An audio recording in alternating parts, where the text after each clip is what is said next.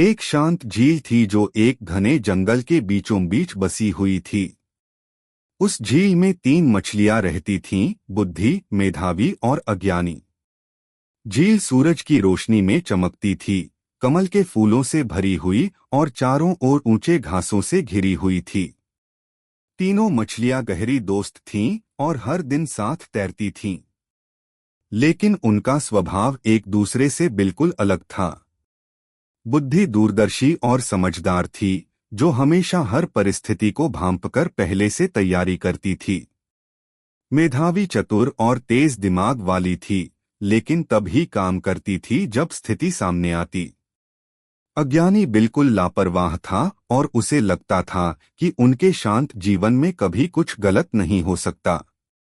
एक सुबह जब वे तीनों झील के किनारे तैर रही थीं, बुद्धि ने 2 मछुआरों को बातें करते हुए सुना। वे पानी पीने रुके थे और उन्होंने देखा कि झील में बहुत सारी मछलियां हैं।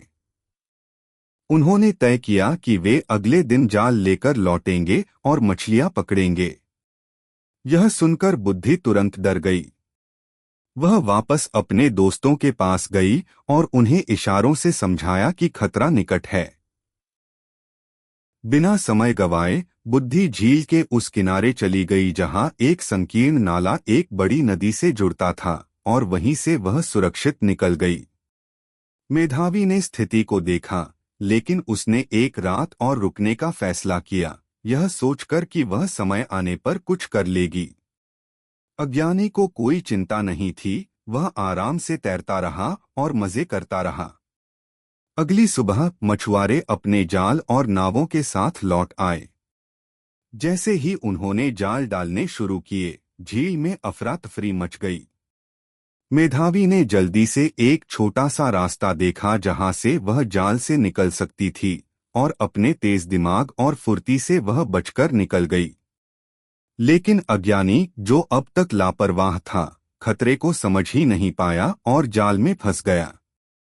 मछुआरे ढेर सारी मछलियों के साथ उसे भी ले गए। झील अब पहले जैसी शांत नहीं रही। इस घटना से जंगल के सभी जीवों ने यह महत्वपूर्ण सीख ली, बुद्धिमानी केवल ताकत या तेजी में नहीं होती, बल्कि खतरे को समय रहते पहचानकर सही निर्णय लेने में होती है। यह कहानी दूरदर्शिता, चतुराई और लापरवाही के परिणामों को दर्शाती है।